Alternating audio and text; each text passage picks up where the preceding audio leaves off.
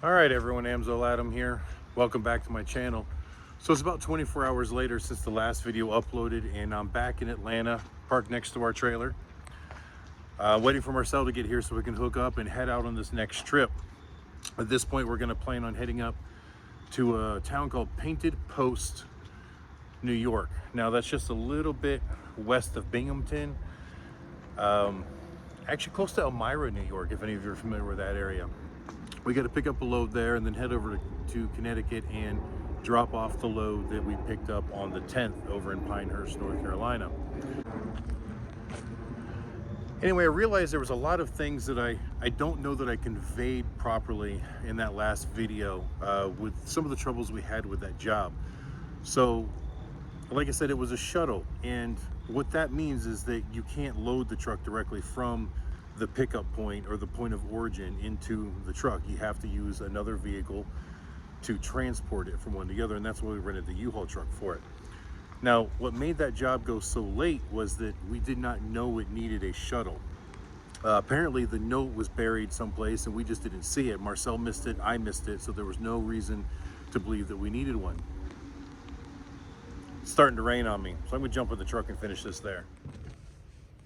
So one thing that's really important when you're driving a big truck or any kind of large vehicle, and I've done this for years with the Extreme Bikes rig, and even back when we were just driving a pickup truck with a trailer, the one real important thing is trip planning. So when you're driving an oversized vehicle, you have to know that you're able to get into certain places. So even if it's something as simple as going to a grocery store or to a hardware store to get something, I would always pull up Google Maps, find the address, and then do the satellite view of the parking lot and look for access roads. Make sure that I can get in there. Make sure there isn't a whole bunch of those little islands with trees in them in the middle of the parking lot that would make it difficult for me to be able to maneuver through there. So we did that same thing on this trip, and we looked at the maps. It was just a simple road. Everything looked like it was easy to get the truck into. However, the road itself had so much tree cover, as you could see in the last video, that we didn't know that there wasn't enough room on the side of the road to park the truck. So without seeing the note that we were going to need the shuttle, and then not knowing that we needed the shuttle until the morning that we got there, that caused a fiasco to take suit, because now we have to call the broker and let them know, hey, we didn't know we needed a shuttle, now we need a shuttle. So they have to make arrangements to get the shuttle. And unfortunately, there's paperwork problem there. It's kind of a bureaucratic thing. It has to be approved and so on and so forth. So when everything was said and done, by the time we actually had the keys in our hand to the U-Haul truck and could start working, it was almost noon. So half of our day had already been gone.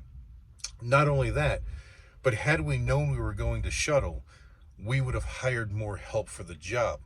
Ideally, when you're going to shuttle something, you would have a crew that was at the semi-truck, you would have a crew at the house, and then you would have a driver to drive the stuff back and forth.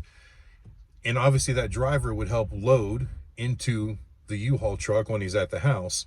Then when he gets to the truck, he helps unload the truck, and then he drives back to the house. Now, while he's driving back to the house, the guys in the truck are stacking everything in the truck and packing it in nice and tight. It's kind of like playing an oversized game of Tetris.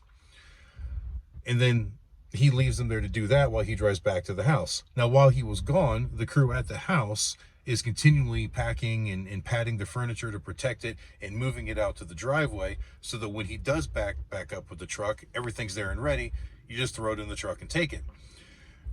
And when you're loading into the shuttle, you typically aren't going to super pack it. You're just going to load a bunch of stuff in there, run it over, take it out, and then really pack it into the big truck.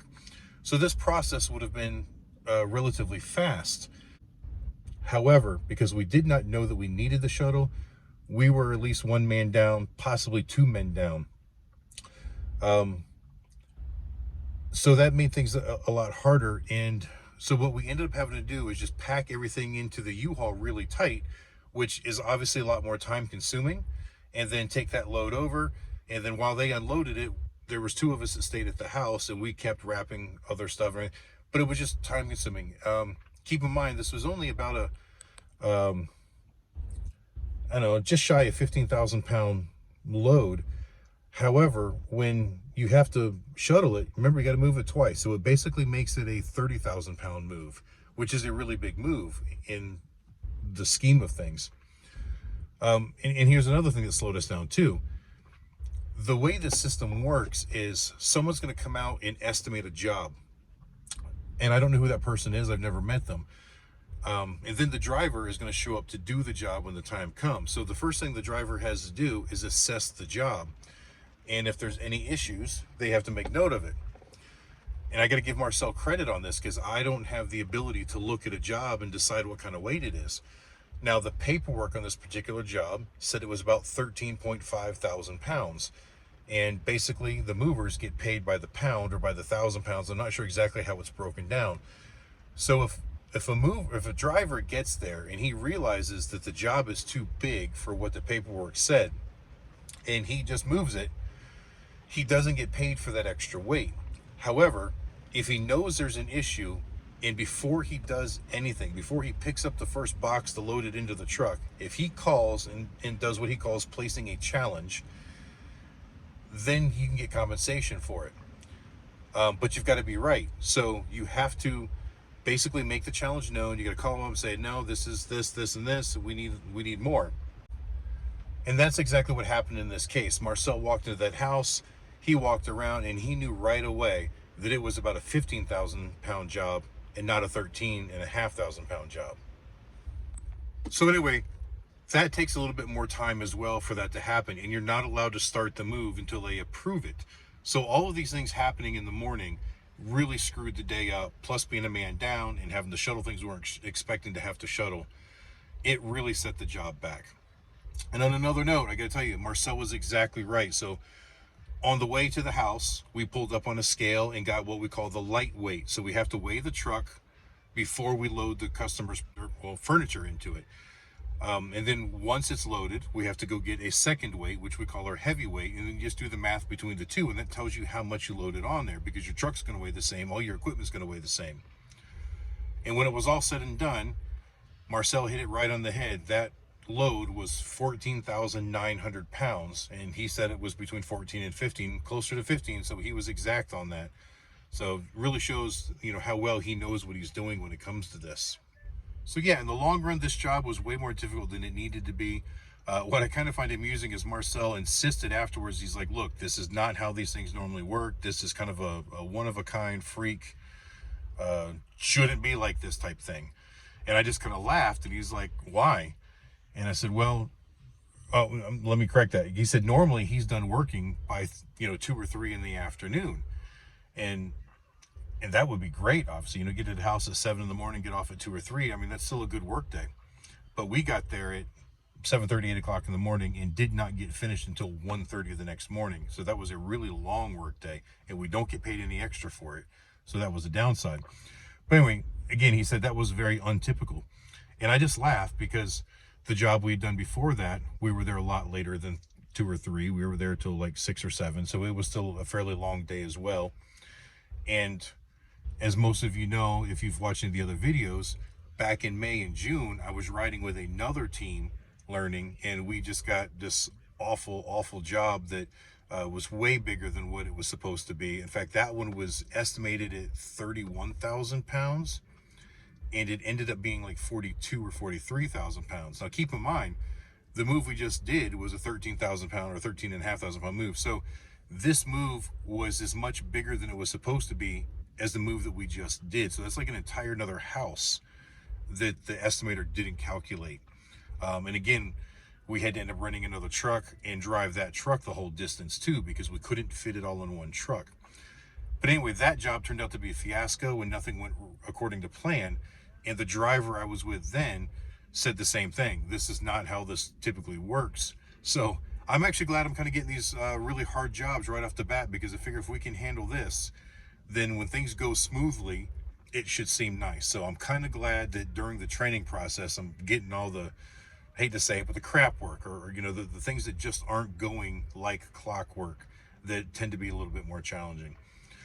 So, all right, that's it for this move. Once Marcel gets here, we're going to hook up the trailer, and we're going to drive a couple hours tonight. And then tomorrow morning, hopefully I'll start another vlog and document the day. But I have one more note I want to put in here if anyone understands editing very well. The other day I had filmed the service I did on Joe's Softail in the shop. And once all the editing was done, the video was a little bit over 30 minutes long. Now, to complicate things, I edited that video through iMovie on my iPhone, which is the device that I use to record the movie, which typically I don't do. Normally, I record on my phone, but I do all the editing in iMovie on my MacBook. So doing the edit on the iPhone, or creating the movie in the iPhone, when I went to upload it to YouTube or share it to YouTube, I got a message on there that said unable to share because not enough storage in my phone, and that I need to delete things to make more storage so that I can share it. Now, I don't understand this, because if the movie's in my phone, it's obviously stored. I don't know why I need more storage in order to share it somewhere else. So I'm at a kind of a stop there. So my thought was, and actually my wife had the idea, why don't I break it up into 2 different videos? That way I'm uploading 2 smaller videos. So my question is, once the movie is already created in iMovie, how do I cut it in half without having to completely re-edit the second half? I mean, obviously I can cut it in half and trash the second half. How do I save all the editing work that I've already done on both halves once I split it? I don't know. Anyone has any ideas? Leave it in the comments, or send me an email, or call me on the phone, whatever. Like I said, this is a new experience for me, and I'm learning as I go, and every once in a while I'm going to hit these challenges and I just don't know what to do with them. So help me out if you can. And if you like the video, please like, share, and subscribe. Ring the bell if you want the notifications. And until the next time I see you, keep those engines running.